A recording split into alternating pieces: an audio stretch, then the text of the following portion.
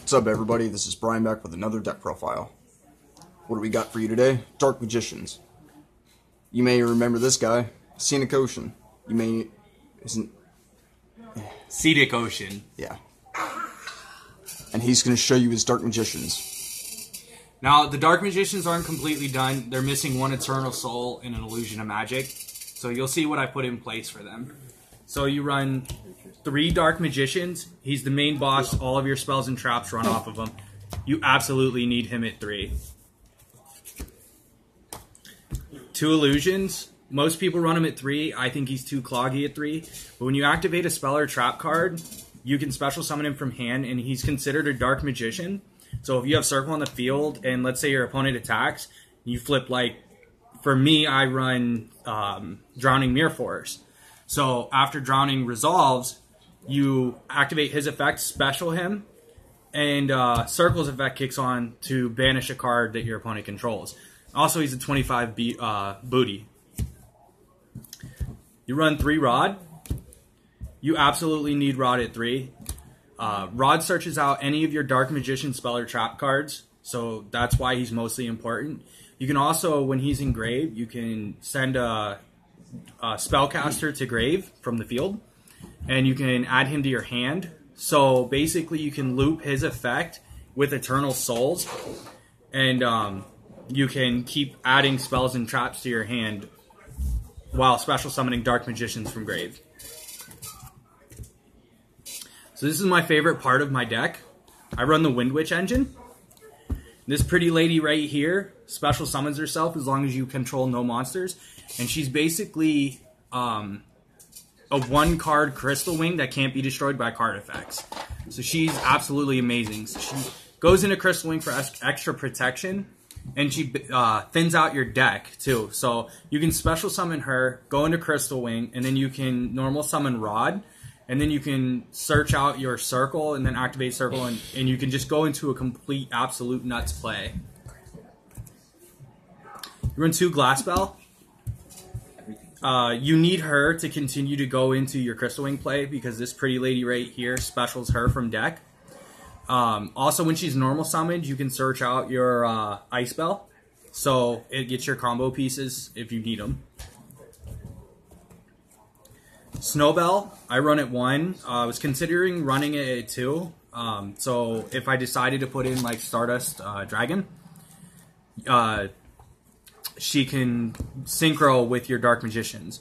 But she finishes your plays to go into your Crystal Wing mostly, and she makes it so that your Crystal Wing can't be destroyed by card effect. That's through her effect. So there's no Dark Hole, no Raigeki, Kaiju Slumbers. It's awesome. Ghost Ogre. It hurts too much meta decks right now. It slows down a lot of things. It hits continuous spells. It hurts dinosaurs and other decks. So I chose her over Valor. Maxi. In my personal opinion, Maxi is the best card in the game. You either get so much advantage, especially against Chalices. Chalices special summon insane amounts. So you can flood your hand to every combo piece that you need. And that's only if they take the Maxi challenge. So if worst comes to worst, your opponent stops special summonings, and they don't continue off with their insane play. 3 Magical Circle. This card is awesome. It's basically a duality. When you activate it, you can look at the top 3 cards of your deck, and then you can pick 1 Dark Magician spell or trap, or 1 Dark Magician card in general to add to your hand. And then you can put the other 2 on top of your deck in any order. And you don't have to show your opponent what you drew or what you looked at, just the fact that what you took was a Dark Magician card. And then any time a Dark Magician is summoned, whether it's normal or special summoned, you get to banish a card your opponent controls. Once per turn effect, for obvious reasons, because it's insane. I love this card. I run 2 Pot of Duality. It doesn't really affect the Windwitch engine, because your Windwitch engine you're always going to go into first. But this helps you dig deeper into your deck to get the combo pieces. And the fact that you can't special summon the turn you activate it doesn't hurt you at all, because you actually special summon mostly on your opponent's turn and interrupt their plays. 2 Dark Hole. Mostly because Chalices can do an insane board on their first go. I don't have Raigeki, so I chose Dark Hole. If I get a Raigeki, then I'm going to run 1 Raigeki, 2 Dark Holes, because board wipes are always good. 2 Allures. A lot of people run it at 3 if you're running Pure, but I don't run Pure, so it kind of interrupts and can be kind of bricky with the Wind Witches, because they're winds, obviously. So I think 2 is fine. I see it when I need it, but not too often. Double Twin Twister. I'm not gonna lie, I was running Heavy Storm Duster in place of it because it's not really a cost. But I don't run the new Dark Magician girl. I can't even remember her name. She's good, but in my opinion, she's not $90 worth of good. So Twin Twisters basically sends your Navigation to grave or your Dark Magician to grave, blow up 2 spells and traps, and then your Navigation's live, and your Dark Magicians you special summon from hand and grave constantly. 1 Inheritance. You banish 2 spell cards to search out any of your Dark Magician spells and traps. So this is in place for whatever you need. So if they blow up your circle, you could just search out another circle by banishing 2 spells. Dark Magic Attack. It's a one-sided Heavy Storm. When you have a Dark Magician on field, you activate this, you nuke your opponent's back row, your opponent's pendulums, whatever you need to nuke. This card is pretty good. Sometimes I side it out, but not very often. I put in Scapegoat. I'm debating on bumping this to 2, but I haven't decided yet. But Scapegoat is really good because you activate Scapegoat and it's a free link. 3 Navigations. Navigation's probably my favorite one, even over Eternal Soul. Because it special summons a Dark Magician from your hand. You have to have one in hand to activate this. But then you can special summon a Dark Magician from your deck, whether that's Illusion, Rod, or Dark Magician. And then when it's in grave, except for the turn it's sent there, and your opponent activates a spell or trap, you can banish this to negate the effect.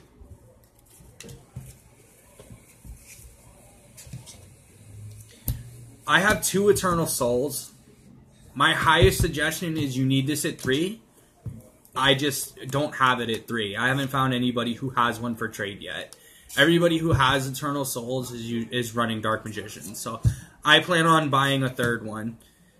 Basically what this card does is it searches out your... let me find it. Your Dark Magic Attack. Or you can special summon a Dark Magician from your hand or grave once per turn.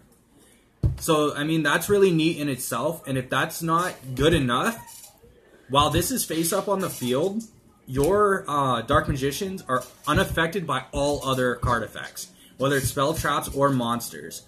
So, this card is insane. The only back flaw to it is the fact that if your opponent blows it up, whether it's Twin Twisters or MST, Cosmic Cyclones, whatever, it destroys all monsters you control. Your synchros, your exceeds, your regular monsters, all of them.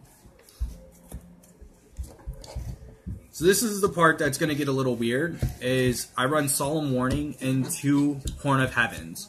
These are simply in place of strikes for right now. I'm just going to wait until strikes get reprinted. I sold my strikes a while back ago because they're getting reprinted. But I'm not going to lie, Grand Horn of Heaven is a great substitute.